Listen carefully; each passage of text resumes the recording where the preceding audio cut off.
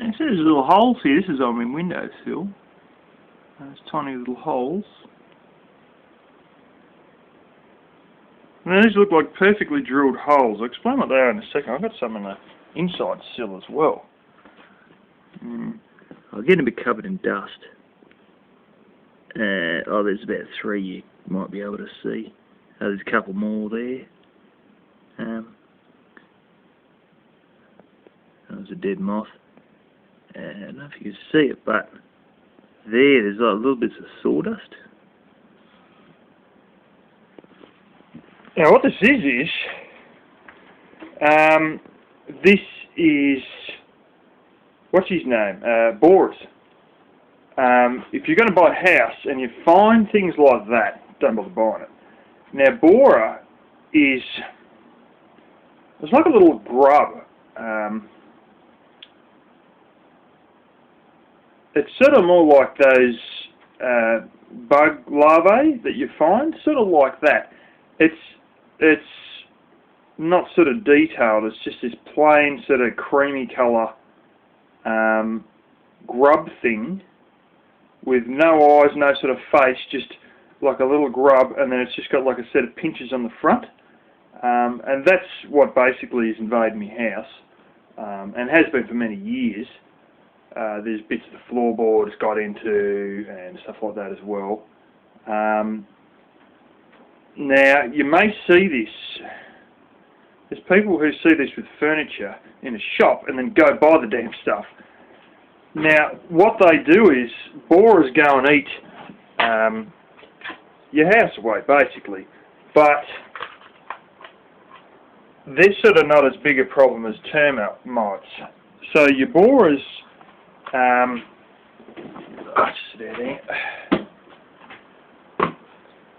your borers are little grubs that they're very strange, extremely strange in nature.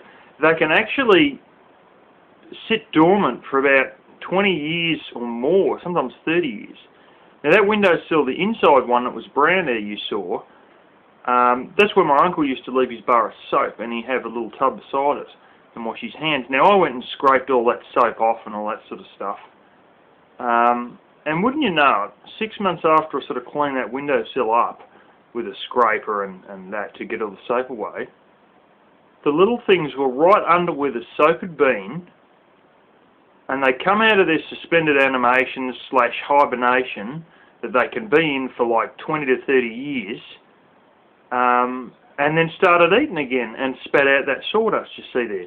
They actually spat out a lot more, but that's the last lot they spat out, and then they haven't sort of done much more since. These things can apparently live like 80 to 120 years per grub. Now this is a grub we're talking about here.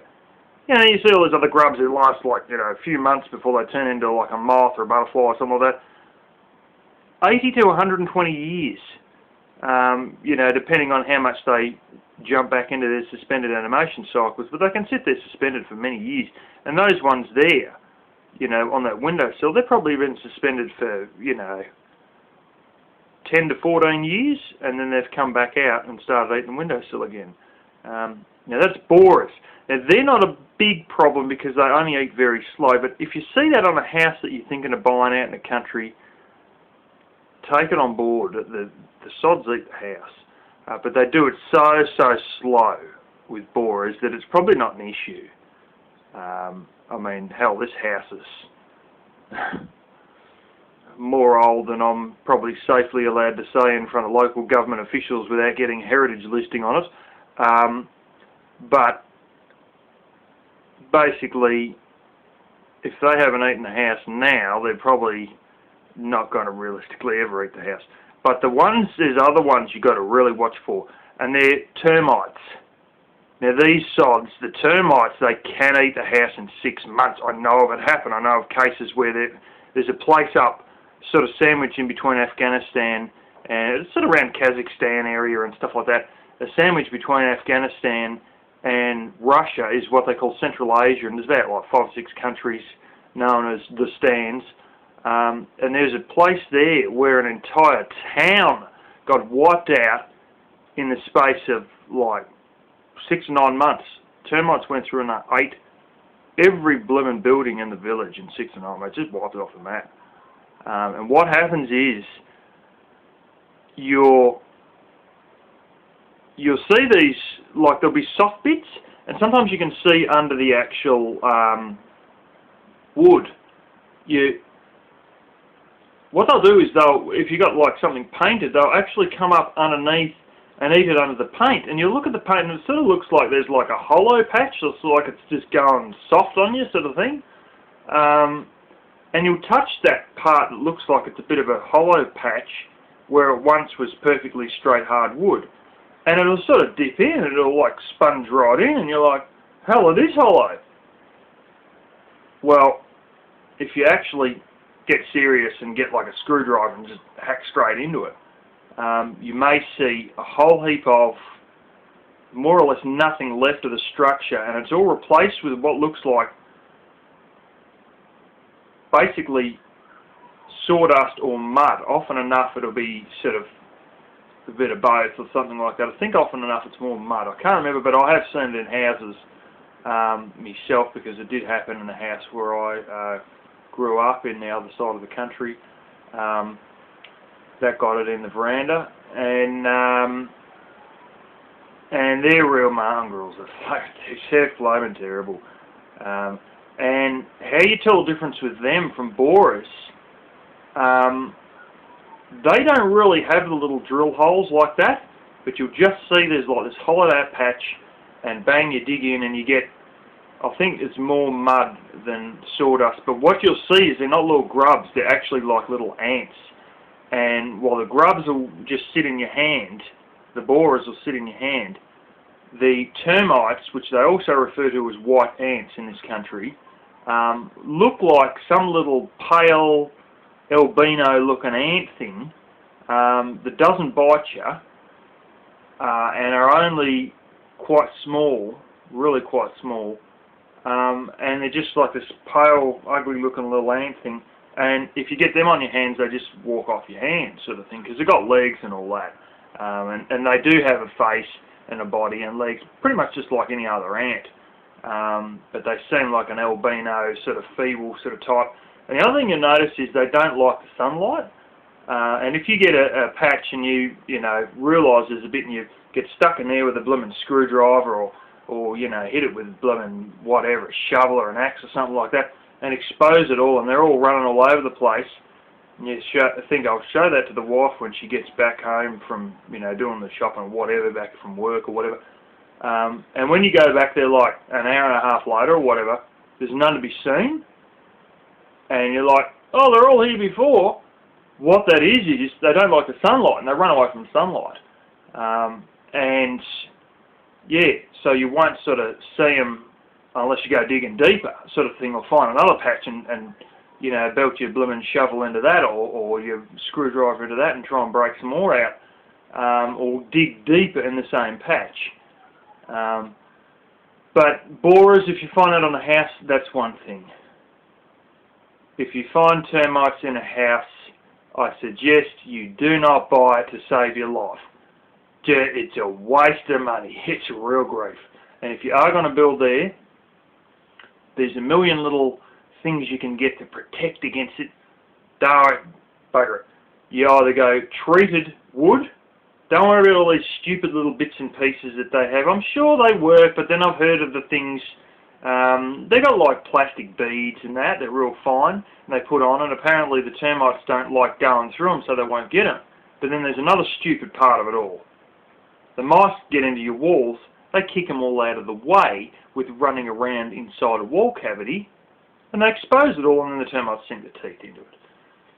So if you do see a house with that, or if you're looking more at a property than you're looking at a house, just go and check out if there's an old building there that's basically just about ready to collapse. Go and check it out for that stuff. And if you do see any termites, but the building that's on the property is basically just bulldozer material or bonfire, just light a match and let it go sort of material, but you do see those termites in there, then you can go and use treated pine or treated timber or steel.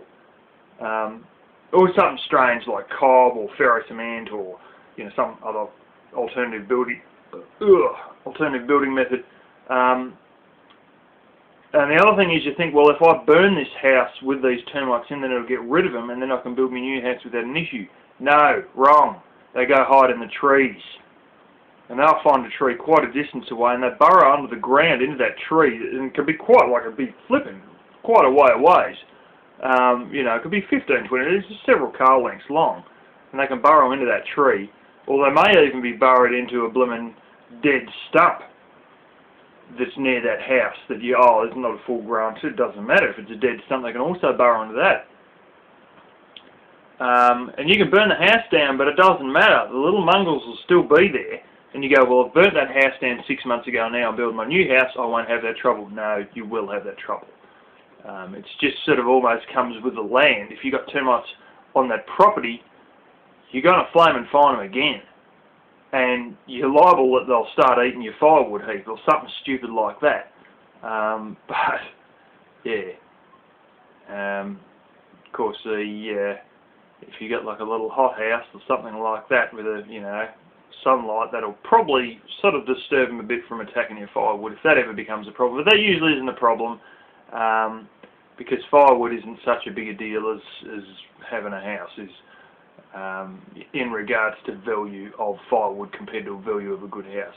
But I thought I'd give you that one a heads up, because if you're thinking of going off grid and you're looking at some old farmhouse on a couple of acres or whatever, that someone's trying to sell, then maybe the reason they're trying to move it, especially in Australia, where houses have got a lot more value than in America, you may want to look into the house itself before you go ahead and buy, to see if it's got that, because basically the game's over. The house is ready for a bulldozer and a fire if it's got termites in it. In a big way, there are poisons and stuff you can get. These things do not necessarily work. My grandfather has found that out, that you can put the poisons down, but the sods still attack anyway. But anyway, that's a long enough video on all that stuff, but I thought I'd better give you that one as a heads up to save you a lot of grief. Because, man oh man, you got no clue the grief that termites can cause, and how many times you can do all the right things and then they still get past the so-called termite protection, survive the poison and everything else.